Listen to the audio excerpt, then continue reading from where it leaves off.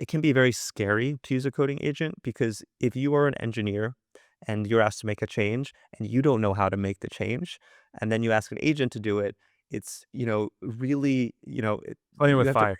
yeah, Yeah. you're playing with fire. And so kind of a prerequisite to making changes is generally understanding the system, like what is the impact of your changes. And so that also is kind of where documentation or just knowledge um, becomes more important, but for humans, just like understand like what is the impact of this change, where should it change, so then you can actually like review and be a sort of co-pilot for the coding agent.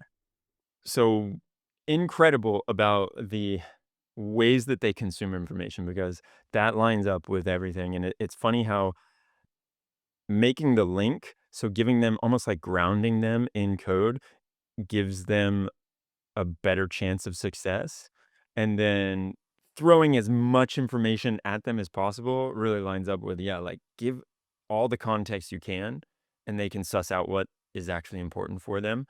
Now, this feels like a perfect segue into the quality of knowledge and how you're thinking about making knowledge higher quality in general. Because as I was mentioning before we hit record again, was I love documentation. I'm a huge fan of trying to write. I think writing helps you clarify your thoughts. It helps you get down the most important stuff that you want to then take forward. But what I've noticed is you have to constantly be updating docs as things change. And you also have to recognize that a lot of things are just going to not be relevant after a certain amount of time. And you kind of need to know which ones are relevant in those moments of time. So, how does that, knowing that, like, if I look through my Notion, which is where I keep all of my documentation for the community and all of that stuff, if I look through that, I'm not going to say like 80% is obsolete, but not, it's definitely a majority is obsolete, and that's because, like, every podcast that we've had for the last 5 years, I have a Notion page on them. I'm not using those anymore, but they're there, and maybe they can be referenced, maybe it can be something, or there's, like, strategy documents that I've written up in 2022, and those are not relevant, or, like, reflection documents. All of this stuff feels like it would muddy up the waters on documentation. And if you want the highest quality documentation for your business, how do you think about like keeping it high quality?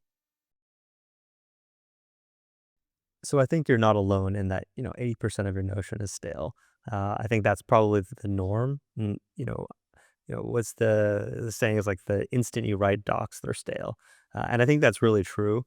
I think the way we think about it, and I think generally is like a good framing, is you want to like lean on humans on for what they're good at, and then AI for what they're good at. And humans are really good about knowing what is actually important. So I think like writing is still a very useful and important exercise of like um, you usually as like an expert on some topic or having just done research, like know what are the things that someone in the future need to know and sort of like maybe the story that you want to tell around it. And, AI can help you write, but at the end of the day, like, your the nuggets of, expertise or like knowledge that you as the expert like put into it, like that's what's really, really important to have the human in the loop on.